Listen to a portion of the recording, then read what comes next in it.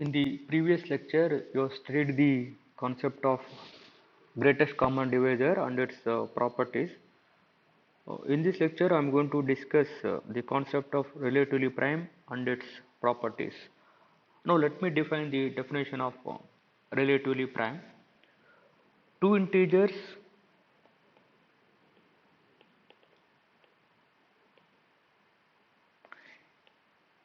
a and b, not both 0,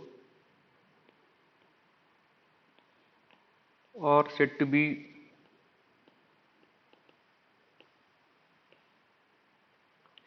relatively prime if GCD of a comma b is equal to 1. For example, GCD of 2 comma 3 is equal to 1. So this implies the integers 2 and 3 are relatively prime. Let us take second example. GCD of 9 comma 17 is equal to 1. So this implies 9 and 17 are relatively prime, or they are co-prime. Let us take another example. GCD of 8 comma 9 is equal to 1. Since we can observe that divisors of 8 are 1, 2, 4 and 8, and divisors of 9 are 1, 3 and 9. So you can observe that common divisor is only 1. So therefore GCD of 8 comma 9 is equal to 1. So this implies 8 and 9 are co-prime.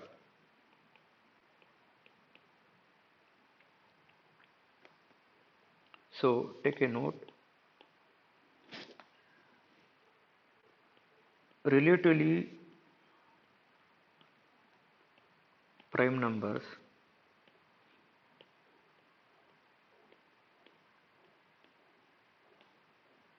need not be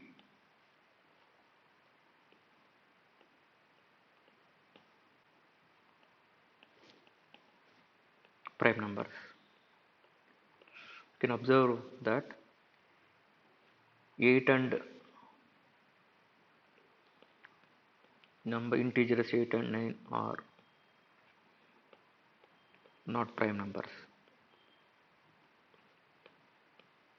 but they are co-prime,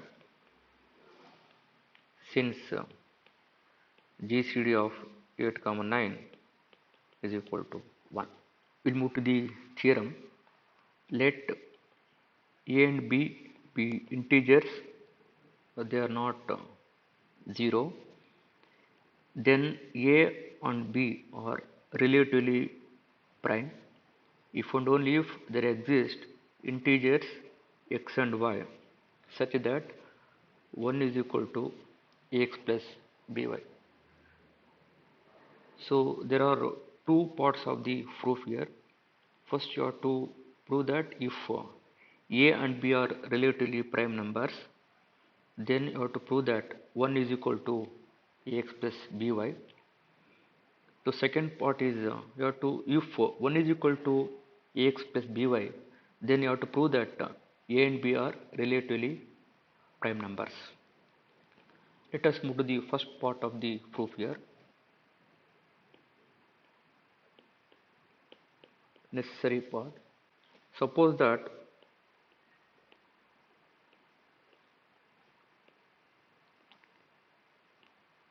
A and B are relatively prime, then by the definition of relatively prime numbers, GCD of A comma B is equal to 1. We know that by known theorem. Let us state the theorem. Given integers A and B not both 0, then there exist integers x and y such that GCD of A comma B is equal to ax plus by. So this is the well-known theorem. So by using this theorem, there exist integers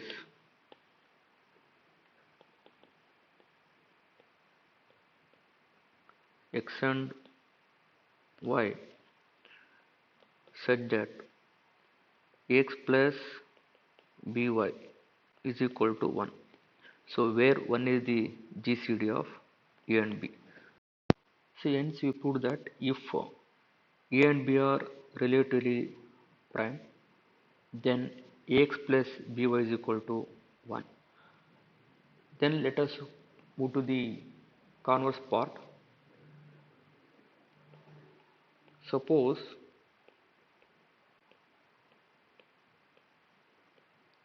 that 1 is equal to ax plus by for some integers x and y. Let d is equal to GCD of A comma B, then d divides A and d divides B. Since d is the both divisors of A and B, so therefore you can write d divides A and d divides B. So this implies d divides ax plus by also. So d divides a linear combination of A and B. So this implies d divides 1 since ax plus by is equal to 1. So this implies d is equal to 1 because now 1 is divided by 1 only, therefore d is equal to 1. So this implies GCD of A comma B is equal to 1. So this implies A and B are relatively prime. So this is the proof of the theorem. So let us move to the corollary. If GCD of A comma B is equal to D, then you have to prove that GCD of A by D and B by D is equal to 1. Now let us move to the proof of the corollary.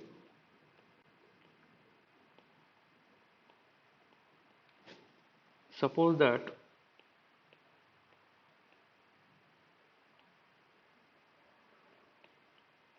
GCD of AB is equal to D, then by the definition of greatest common divisor, then D divides A and D divides B also. So this implies A can be written as D into K1 and B can be written as D into k2. For some integers k1 comma k2 belongs to z.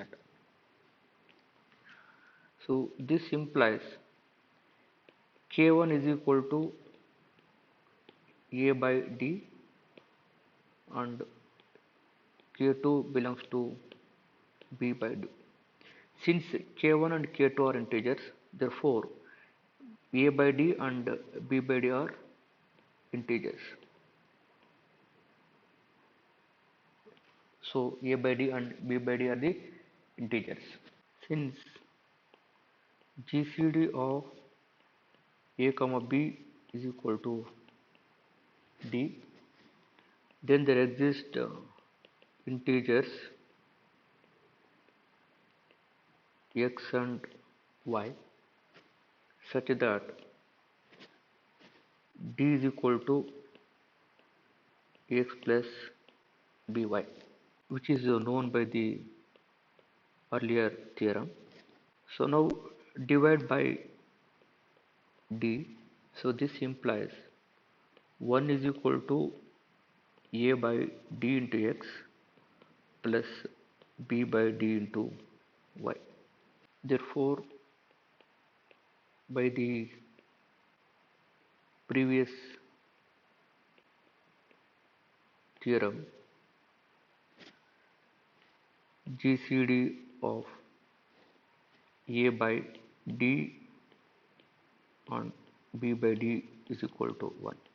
For example, GCD of 10 comma 15 is equal to 5.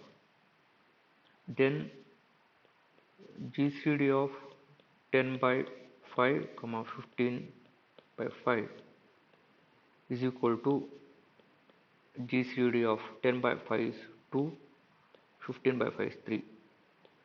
So 2 and 3 are relatively co-prime.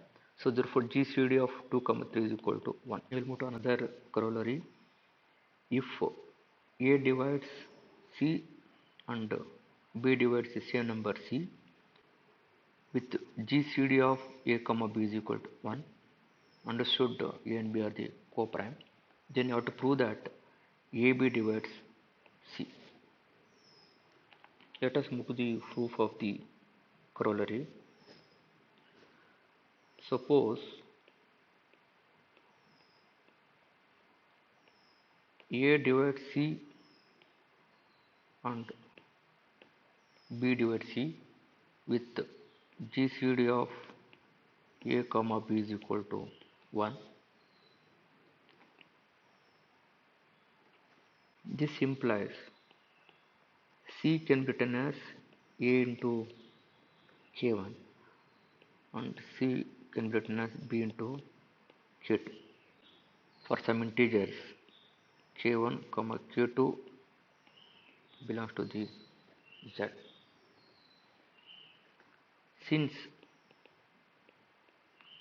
GCD of A comma B is equal to 1, then 1 can be written as linear combination of A and B, that is 1 is equal to ax plus by for some integers x and y. So multiply by C for the above equation, we get C is equal to C into ax plus C into by. So this is equal to C can be written as B into K2, B into K2 into ax plus another C can be written as A into K1, A into K1 into by. This is equal to A into B is common, K2 into x plus K1 into y. So this is equal to AB into K, where K is equal to k2 into x plus k1 into y again belongs to z.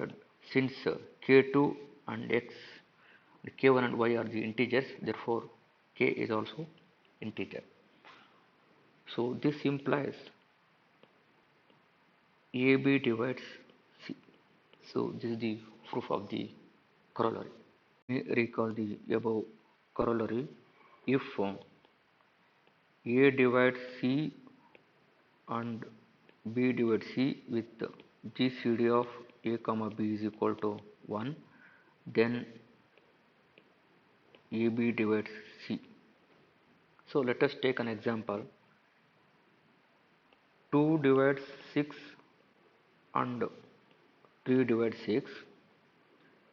So GCD of 2 comma 3 is equal to 1 because 2 and 3 are the co-prime. So then 2 into 3 divides 6. Let us consider another example.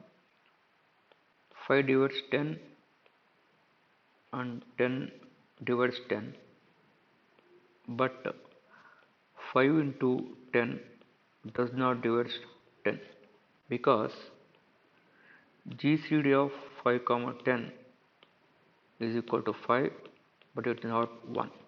Since 5 and 10 are not the co-prime, so therefore the corollary is not hold for this example.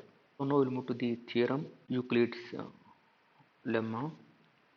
If A divides BC with GCD of A comma B is equal to 1, then we have to prove that A divides C. Here A and B are relatively prime numbers. Then you have to prove that A divides C. Let us move to the proof of the lemma. Suppose that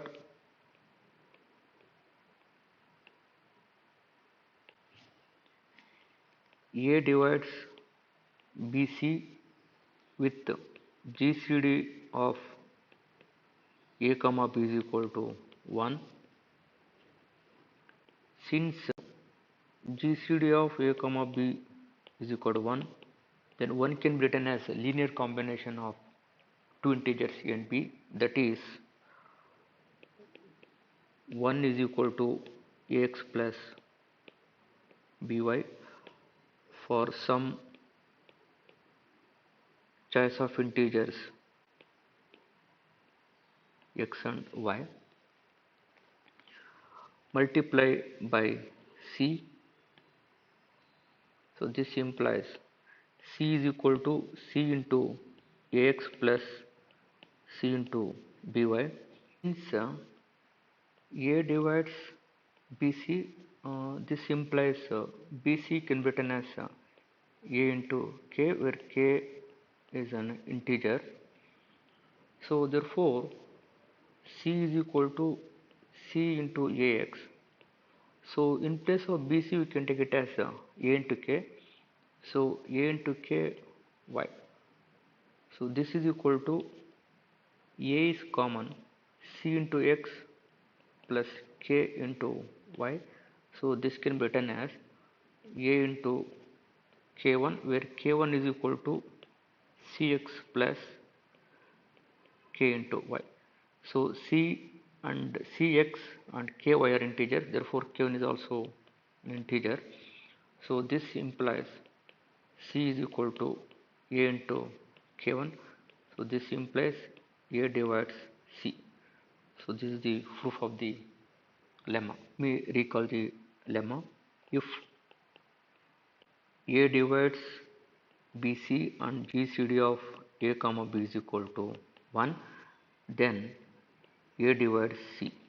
Let us take an example. 2 divides 2 into 3 and GCD of 2 comma 3 is equal to 1, then 2 divides 2. Examples: given integers a, b and c, if a divides b, then a divides bc. Let us move to solution. We have A divides B, so this implies B is equal to A into K, where K belongs to integer. So consider B into C. B into C is equal to A into K into C. For this, multiply by C. So this implies BC is equal to A into K1, where K1 is equal to K into C, where K and C are integers, therefore K1 is also integers. So this implies A divides BC. Let's take second example. For integers A, B, C, if A divides B and A divides C, then A square divides BC. You have to prove that. Let us move to solution. We have A divides B and A divides C. So this implies B is equal to A into K1 and C is equal to A into K2, where K1 and K2 are some integers. Now consider B into C. B into C is equal to multiplication of these two relations, A into K1 into A into K2. So this is equal to A square into K1 into K2. This is equal to A square into K, where K is equal to K1 into K2, where K1 and K2 are integer, therefore K1 is also integer. So this implies BC is equal to A square into K. So this implies A square divides BC.